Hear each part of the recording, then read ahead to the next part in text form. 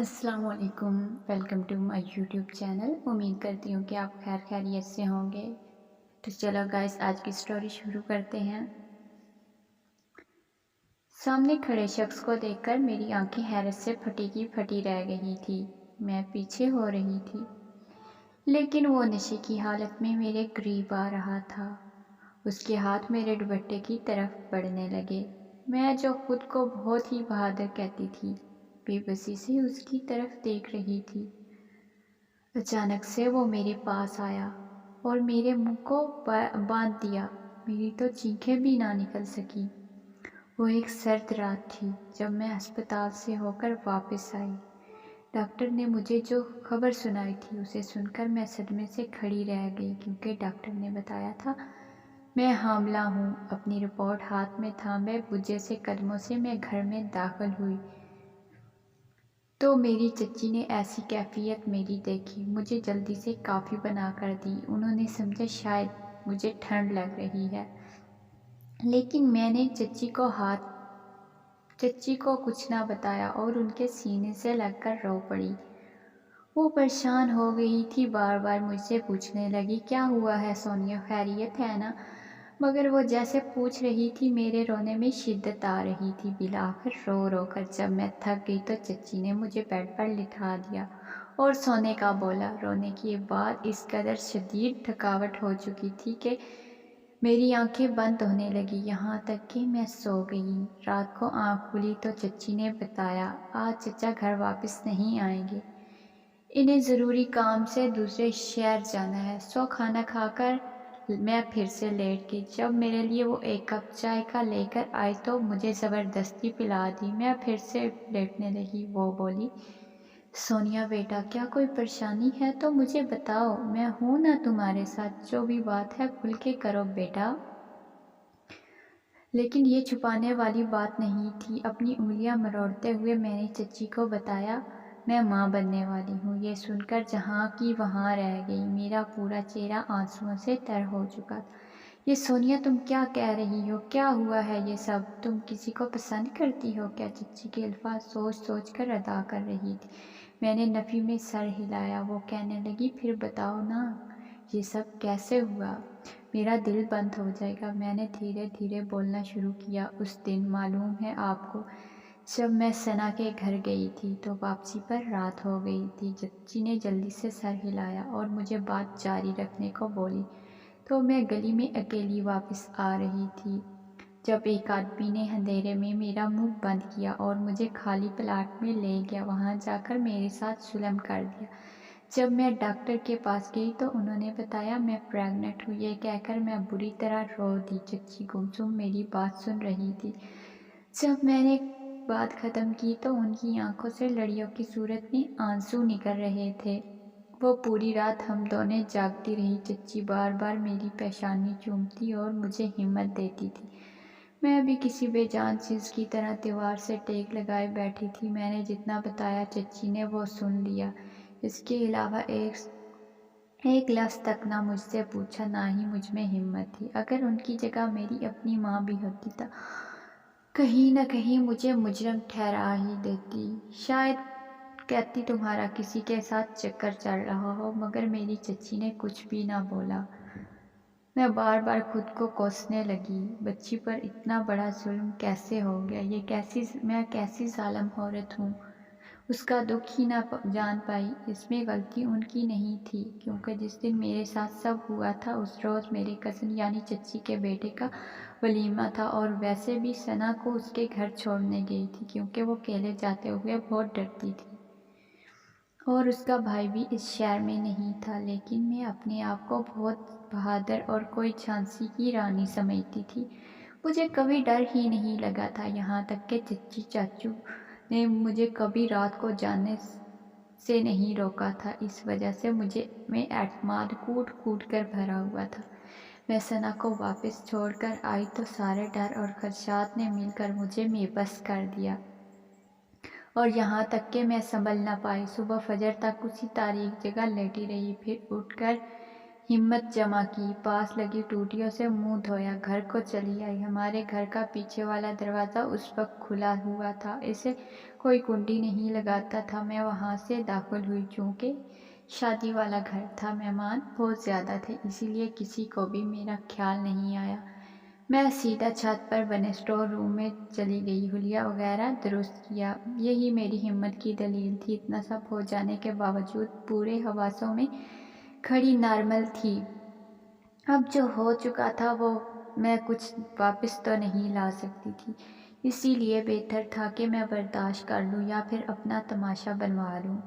ہمارے محلے میں پہلے ہی ایسا ہوا تھا، ایک لڑکی کے ساتھ کسی نے زیادتی کی، سب کو علم ہو گیا۔ کیونکہ وہ لڑکی میری طرح دلیر نہیں تھی، اس کے رونے نے سب کو خبر کر دی، جس کا نتیجہ یہ نکلا کہ اس لڑکی کے گھر والوں پر لوگ تھو تھو کرتے تھے۔ اس کے بعد لڑکی کی نہ شادی ہوئی، نہ ہی اس کی بہنوں کے رشتے ہوئے۔ ایک رات وہ سب بالآخر مجبور ہو کر یہ علاقہ چھوڑ گئے۔ یہی بات ذہن میں آتے ہوئے میں نے خود کو سنبھال لیا۔ اگلے دن مہمان چلے گئے، لیکن چچی کو میں نے کچھ نہ بتایا۔ فی الحال میں ان کی خوشیوں کو دکھوں میں نہیں بدل سکتی تھی۔ ابھی نئی نویلی بہو لے کر آئی تھی تو وہ کیسے ان کے رنگ میں بھنگ ڈال دیتی، سو چپ چاپ اس غم کو کڑوے گھونٹ بھرتی رہی۔ اب میں بہت چپ رہتی تھی۔ چچی کو بھی شاید اسی لیے محسوس نہیں ہوا تھا، کیونکہ اب میں وہاں کہیں بھی نہیں جاتی تھی۔ میرے لیے اچھا ہی تھا، میں نہیں چاہتی تھی کہ میرے ساتھ کوئی ہمدردی کرے یا مجھے مرکز نگاہ بنا کر میرے متعلق کوئی بات کرے۔ شاید ساری عمر ایسے چپ چاپ نکل جاتی، میری طبیعت گری گری نہ رہنے لگتی۔ میں تو ڈاکٹر کے پاس کبھی نہ جاتی، لیکن چچی نے مجھے زبردستی بھیجا، جاؤ چیک اپ کرواؤ، کہیں اندر ہی اندر کوئی بخار نہ ہو۔ میں نے لاکھ منع کیا، مگر خود کو چادر میں اٹھا کر میرے ساتھ چلنے لگی تھی، جس پر نچاتے ہوئے مجھے حامی بھرنی تھی۔ اچھا ٹھیک ہے، ایک بار ردا بھابھی اور بھائی کو جانے دے، پھر چلی جاؤں گی۔ میرا یہی خیال تھا، اگر کوئی بات کھلے تو بھائی ردا گھر نہ ہو، اور کل وہ سیر و تفریح کے لیے پاکستان کے شمالی علاقہ جات کی طرف جا رہے تھے۔ ان کے گھر سے نکلتے ہی میں ڈاکٹر کے پاس چلی گئی، لیکن ڈاکٹر نے جو روح دہلانے والی خبر سنائی، یہ سن کر مجھے یہی لگا میں چچی کے سامنے کبھی سر نہیں اٹھا سکوں گی، کیونکہ وہ میری ماں نہیں۔ اگر ماں ہوتی تو شاید میری حالت کو سمجھتی، مجھے برا بھلا کہتی، لیکن میں غلط تھی تو انہوں نے اف تک نہ کہا۔ اس وقت مجھے خود پہ شرمندگی ہوئی۔ پوری زندگی اس امی کی محبت تلے گزار دی، آج تک انہیں نہ سمجھ پائی۔ بچپن میں میرے والدین نے مجھے رکھنے سے انکار کر دیا تھا تو یہی خاتون تھی جو آگے بڑھی اور مجھے اپنی گود میں بھر لیا۔ ہمارا خاندان کوئی غریب گھرانے سے تعلق نہیں رکھتا تھا، بلکہ سب لوگ بہت پڑھے لکھے اور اچھے عہدوں پر فائز تھے۔ میرے والد ڈاکٹر تھے، پڑھے لکھے تو بہت تھے، مگر اپنی سوچ کبھی نہ بدل سکے۔ ہم 4 ہی بہنیں تھیں۔ پاپا کو بیٹے کی خواہش تھی، لیکن وہ کبھی نہ بدل سکے۔ لیکن ان کی بدقسمتی یا قسمت کے کھیل، خدا نے انہیں بیٹا ہی نہیں نوازا۔ اس بات کا غصہ میری ماں پر بھی نہیں نکال سکتے تھے، کیونکہ ان دونوں کی پسند کی شادی تھی۔ میری ماں اور باپ دونوں کالج میں ساتھ پڑھتے تھے، وہیں سے ایک دوسرے کی محبت میں گرفتاری ہوئی اور شادی جیسے پاک بندھن میں بندھ گئے۔ بابا نے بہت پڑھا، لیکن ان کی جاہلیت انہیں لے ڈوبی۔ اس قدر قدامت پسند تھے، ماں پریکٹس نہیں کرنے دی، یہاں تک کہ ماں نے ہاؤس جاب بھی نہیں کی اور پاپا کے ساتھ بیاہ کر گھر آ گئی۔ پھر جب پہلی بیٹی ہوئی تو سبھی نے خوشی کا اظہار کیا۔ ویسے بھی ساری خوشیاں صرف بڑے بچوں کا ہی مقدر ٹھہرتی ہیں، ہم چھوٹوں کو تو کچرے کی مانند پھینک دیا جاتا ہے۔ پہلی کے بعد دوسری پر کم خوشی ہوئی۔ میری ماں بھی بابا کے رنگ میں اس قدر ڈھل چکی، وہ دن کہتے تو ماں رات کو دن بول دیتی۔ اگر بابا خوش ہوتے تو وہ خوش ہوتی، اگر بابا کے سر میں درد ہوتا تو ماں کو بخار ہو جاتا۔ ان دونوں کی محبت اتنی مثالی تھی، مگر اولاد کے کھانے میں مار کھا گئے۔ اسی طرح دوسری، تیسری اور پھر چوتھی اولاد نہ جانے محبتیں کہاں جا گری۔ پاپا خود کڑتے تھے کہ ڈاکٹر ہونے کے باوجود اپنی بیوی کو ایسی دوا نہیں دے سکتا جو لڑکا پیدا کر سکے۔ آخری کوشش کے نتیجے میں میری پیدائش ہوئی۔ بابا نے تو مجھے دیکھا ہی نہیں تھا اور چچی سے کہا تھا اگر تم یہ لڑکی لینا چاہتی ہو تو باخوشی دینے کے لیے تیار ہوں۔ چچی کو کیا چاہیے تھا؟ ان کا صرف ایک ہی بیٹا تھا جو اس وقت 7 سال کا تھا۔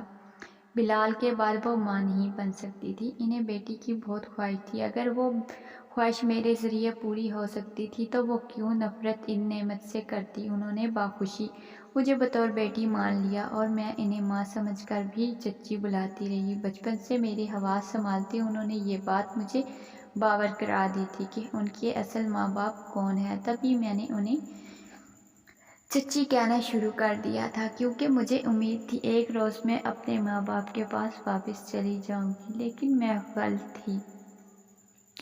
چچی نے مجھے ہمیشہ بہت پیار کیا، بہت سب بڑھ کر سنبھالا، لیکن میرے اندر کی امید ہمیشہ باقی رہی۔ لیکن یہ اس روز امید مر گئی جب ڈاکٹر نے مجھے میری رپورٹس دکھائی۔ میں ان سے بات کر لیتی تھی لیکن وہ ایک ماں بیٹی جیسی نہیں تھی، بلکہ ان میں ایک جھجک تھی، ایک آڑ تھی۔ میں اپنا دکھ اپنی ماں کو سب سے پہلے بتانا چاہتی تھی تو سیدھا ان کے پاس چلی گئی۔ وہاں گئی تو ماں پاپا دونوں تیار تھے کہیں جانے کے لیے۔ میری بہنیں بھی مجھے اپنی بہن ہی سمجھتی، لیکن میرے والدین کو مجھ سے کوئی بھی رشتہ رکھنا گناہ کے برابر تھا۔ ماں میں نے کچھ بتانا تھا۔ اس وقت میں رو رہی تھی جب پاپا اٹھ کر کمرے سے چلے گئے۔ ماں کو بھی جلدی تھی جانے کی تو سو وہ بھی چلے گئے۔ پاپا کو گردن موڑتے ہوئے دیکھتے ہوئے وہ کیا بولی، کیا ہوا ہے سونیا؟ ایسے اچانک تمہاری چچی نہیں کیا آئی؟ وہی چند رسمی جملے۔ میں نے سر جھکا اور پھر بولی ماں وہ یہ رپورٹس، لیکن عین اسی وقت بیل گاڑی کا ہارن بجا اور ماں پھر سے چلی گئی میری گال پر اپنے ٹھنڈے ہاتھ کا لمس چھوڑ کر۔ میری بڑی دونوں بہنوں کی شادیاں ہو چکی تھی۔ تیسرے نمبر والی آئی اور مجھ سے گلے ملی، پھر پوچھا کیا ہوا ہے، پریشان کیوں ہو؟ جس کی ماں ہمدرد نہیں ہو سکتی تو بہنیں کیا خاک ہوں گی؟ یہی سوچ کر میں وہاں سے چلی آئی اور چچی کو سب کچھ بتا دیا۔ اس رات کے بعد وہ عورت میرے لیے چچی نہیں رہی بلکہ امی بن گئی۔ میری اصل ماں تو مجھے دیکھتے ہی ناگوار تیوری ماتھے پر سجا لیتی تھی۔ میری امی جن کو ہمیشہ میں نے پرایا سمجھا، ایک رات میں ہی وہ میری ماں بن گئی تھی۔ انہوں نے مجھے ہر لمحے سنبھالا، دفع کرتے ہوئے مجھے ہاتھ تھاما، مگر یہ نہیں پوچھا تم غلط راستے پر گئی ہی کیوں تھی۔ مجھے اس رات ماضی کے وہ تمام واقعات یاد آئے تھے جہاں جہاں میں ان سے بد دل ہوئی تھی، مگر انہوں نے ہمیشہ میرے بارے میں ہر چیز کو نظر انداز کیا تھا۔ مجھے لگتا تھا ماما ہمیشہ میرے برے رویے کو انداز کرتی ہے۔ ماں بابا نے چچی کو بیٹی پانے کی خواہش دیکھ کر مجھے دیا تھا، لیکن میں غلط تھی۔ ان کی جانب تو میرے لیے محبت کا کشکول ہمیشہ ہی خالی رہا تھا۔ اگلی صبح چاچو آئے تو انہیں کھانا کھلا کر امی مجھے چادر لینے کو بولا۔ میں ٹھٹک گئی کہ ہم کہاں جا رہے ہیں؟ ان کا جواب تھا ہاسپٹل، مگر میں نے انکار کر دیا۔ کسی نے گناہ کا نشانہ مجھے بنایا تھا مگر میں اپنے آپ کو گناہ گار نہیں کر سکتی تھی۔ میں نے انہیں انکار کر دیا۔ میری انکار پر وہ ایک دم بے بس ہو گئی اور مجھے سمجھانے لگی میرا انکار ہی انکار تھا۔ عین اسی لمحے انہیں کچھ یاد آیا، وہ جلدی سے فون کی جانب لپکی۔ ہیلو بولتی، میں بول رہی ہوں زینت۔ ہاں تم نے اپنے بیٹے کے لیے سونیا کا رشتہ بھیجا تھا نا؟ ہاں اسی لیے تمہاری جانب آؤں گی۔ ایک طرفہ فون پر بات ہوئی۔ باتوں سے میں بخوبی اندازہ لگا سکتی تھی کہ کیا باتیں ہو رہی اور کہاں جا رہی ہیں۔ لبنہ آنٹی نے مجھے شادی پر دیکھا تھا۔ وہ امی کی بہت اچھی دوست تھی اور شادی کے 2 دن بعد ہی میرے لیے اپنے بیٹے کا رشتہ بھیجا تھا۔ بیٹا چونکہ بیرون ملک رہتا تھا اسی لیے امی نے انہیں کوئی جواب نہیں دیا تھا اور ٹال دیا تھا۔ ویسے بھی ابھی میری شادی کرنے کے حق میں نہیں تھی۔ اس وقت میرے رشتے کا یاد آنا بخوبی سمجھ گئی تھی۔ شادی نہیں کرے، مجھے شادی نہیں کرنی پلیز۔ سب سے پہلے میرے لفظ امی پر گرے۔ وہ مسکرا کر پیار سے میرے ماتھے پر بوسہ دے کر سمجھانے لگی، سونیا میں جانتی ہوں، مجھے لبنہ پر یقین ہے، وہ میرا مان رکھ لے گی۔ اور بیٹا اگر تم ابورشن نہیں کروانا چاہتی تو ہم کیسے ان سب حالات سے نمٹیں گے؟ اسی لیے بہتر یہی ہے کہ تمہاری شادی کر دی جائے۔ مگر میری رٹ وہی تھی، مجھے شادی نہیں کرنی۔ آدھے گھنٹے کی بحث کے بعد وہ تنگ آ گئی اور غصے میں بولی، شادی تو تمہیں کرنی ہوگی، میں اپنی بیٹی کے لیے غلط الفاظوں کے طعنے برداشت نہیں کر پاؤں گی، اور وہ الزام بھی جن کی تم شریک ہی نہیں ہو۔ اس وقت مجھے خود پر بہت رشک آ رہا تھا۔ اللہ نے مجھے کیسی حسین ماں دی تھی۔ ان کے ڈانٹنے پر میں خاموش ہو گئی اور شادی کی حامی بھر لی۔ شام کو وہ لبنہ آنٹی کی طرف گئی، 2 گھنٹے بعد واپس لوٹی۔ واپسی پر ان کا چہرہ آسود سی مسکراہٹ سے چمک رہا تھا، اس قدر اطمینان۔ انہوں نے مجھے سب بتا دیا۔ وہ مان گئی، مگر میرا دماغ بالکل خالی ہوتا جا رہا تھا۔ بھلا وہ انجان عورت مجھ پر کیوں رحم کرنے کو تیار تھی؟ یہی بات میں نے امی سے پوچھی تو لبنہ آنٹی کو دعا دیتے ہوئے کہنے لگی، بیٹا ہوتے ہیں نا ایسے دوست بھی جو دوستی کے لیے سب کچھ قربان کر دیتے ہیں۔ وہ عظیم عورت بھی ان لوگوں میں سے ایک تھی۔ دیکھنا وہ تمہیں کوئی غم نہیں آنے دے گی، بس تم میرا بچہ اپنا خیال رکھنا، کبھی یہ بات بھول کر بھی کسی کو مت بتانا۔ لیکن میرے دماغ میں ایک اور سوال گردش کرنے لگا تھا۔ میں نے پوچھا، امی ایسے تو جلدی ہوگا تو دنیا کو کیا جواب دیں گی؟ میری بات کا مطلب وہ سمجھ گئی تھی اور بولی، کہنے دیں گے بڑی میچیور ہے۔ اس کی بات کی جانب سے مجھے تسلی ہوئی تو میرے اندر بھی کچھ قرار پڑنے لگا۔ یہ مرحلہ تو پار کر ہی لیا تھا، اس کے بعد اگلا مرحلہ سب کو اس کی شادی کے لیے رضامند کرنے اور اجازت لینے کا تھا۔ سب سے پہلے تو جب چاچو کو یہ بات پتہ چلی تو انہوں نے اعتراض کیا، ابھی تو ان کے بیٹے کی شادی کی ہے، تم ہفتے کے اندر اندر سونیا کا نکاح بھی چھوڑو شادی کرنا چاہتی ہو؟ بھلا کیا کہیں گے لوگ؟ خاندان والوں کے بارے میں سوچو۔ مگر امی کو اس وقت خاندان کی کیا پرواہ تھی؟ جو بھی پرواہ تھی بس میری ہی پرواہ تھی۔ وہ میری رخصتی کرنا چاہتی تھی، جو سب سے زیادہ ضروری تھی چاچو کی اجازت تھی۔ نہ چاہتے ہوئے بھی ان کو سب کچھ بتانا پڑا، اور انہیں بتانے پر شادی سے پہلے جتنے دن بھی وہاں رہی چاچو سے منہ ہی چھپانا پڑا۔ مجھے انتہائی شرمندگی سی ہوتی رہی تھی۔ چچی کی بتائی تلخ حقیقت پر انہیں بالآخر چپ ہی رکھنی پڑی۔ امی نے میرے ماں بابا کو بس بتا دیا کہ وہ میری شادی کرنے لگی ہیں، پوچھنے سے گریز ہی کیا۔ انہیں ڈر تھا کہ اگر انہوں نے بھی کوئی اعتراض کر دیا تو سب کو اصل وجہ بتائی پھر کیا ہوگا، مگر انہیں مجھ سے کوئی سروکار ہی نہیں تھا۔ انہوں نے سریسا اچھا کہہ کر بات ہی ختم کر دی۔ اگلے سال جب سب لوگ فارغ ہوں گے تو میں انہیں ایک شاندار دعوت دے دوں گی۔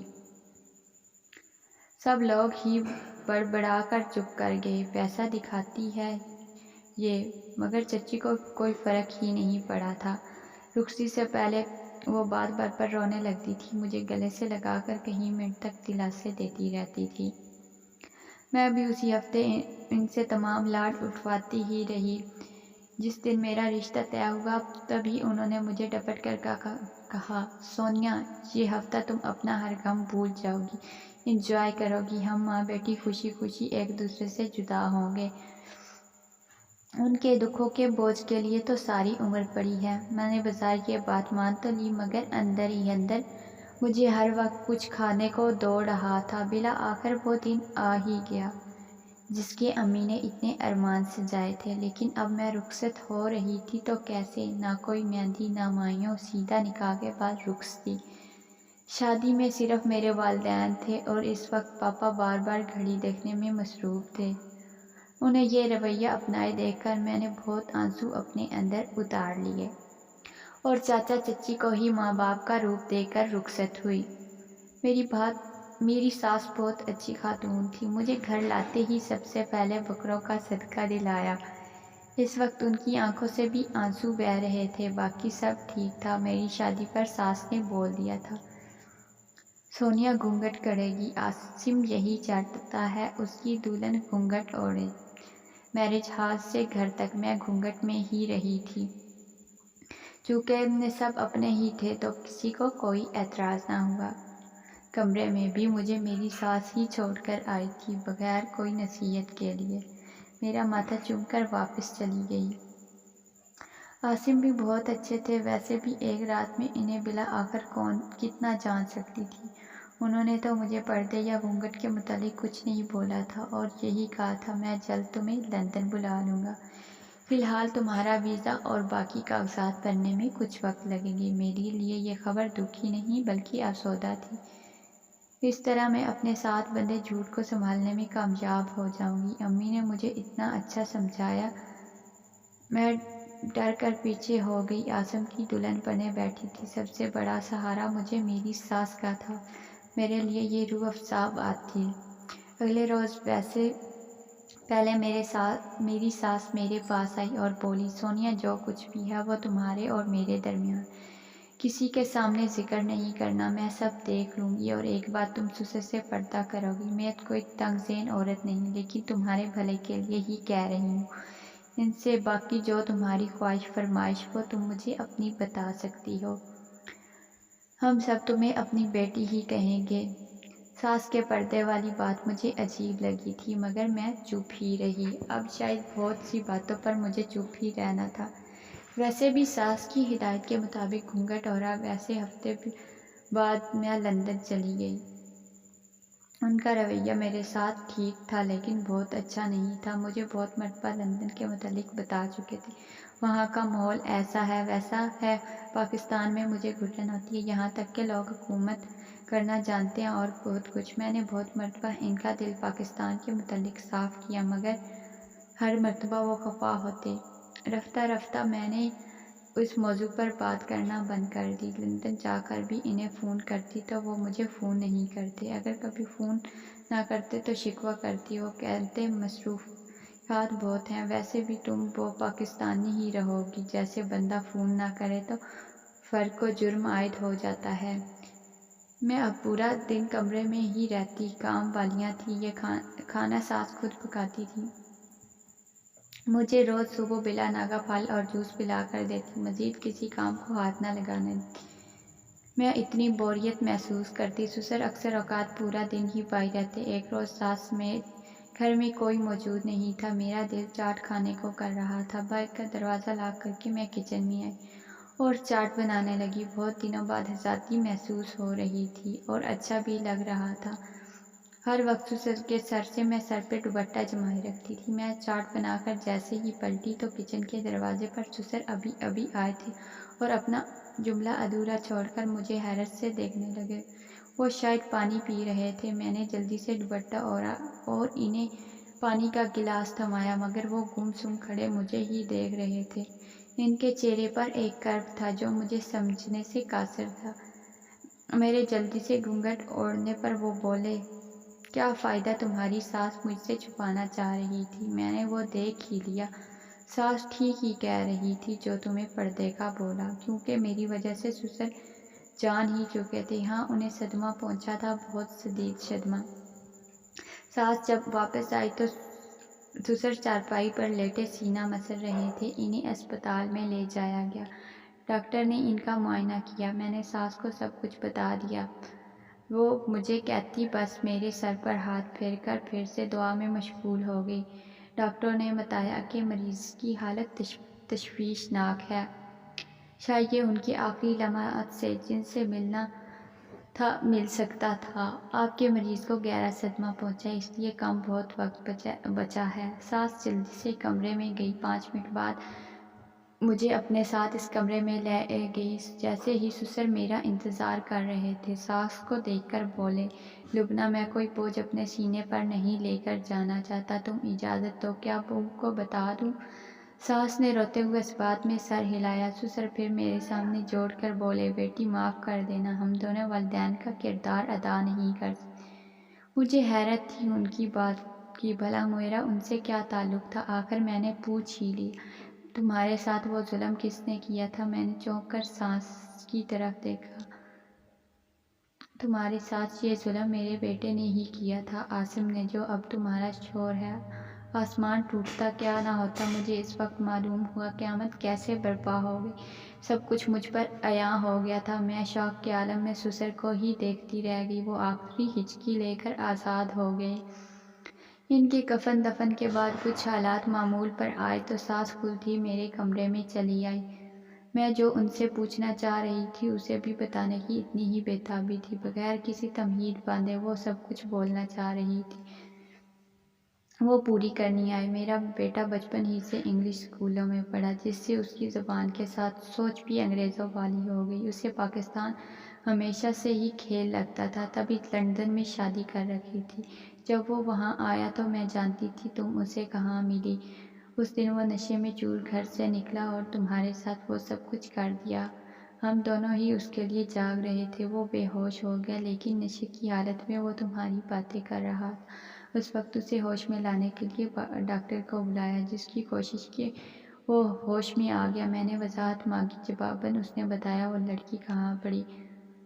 تمہیں ڈھونڈتے رہے رات کو، لیکن تم وہاں پر نہیں تھی۔ میری عزیز سہیلی کے گھر ہی میرا بیٹا نقب لگائے گا۔ میں پہلے تمہیں گھر چھوڑنا چاہتی تھی، لیکن ایسا کرتی تو میری دوست کبھی میرے سامنے سر نہ اٹھا سکتی۔ تم میری دوست کی بیٹی ہو اور یہ بات میرے شوہر نہیں جانتے۔ باقی ایک نارمل انداز میں تمہارے لیے رشتہ بھیجا تھا اور بیٹے کو نہیں بتایا تھا کہ تم وہی لڑکی ہو۔ کون سا اسے یاد ہوگا؟ اب یہاں رہنا تمہارا فیصلہ ہے، لیکن یہ بات ذہن میں رکھنا، میرا بیٹا کبھی راہ راست پر نہیں آئے گا۔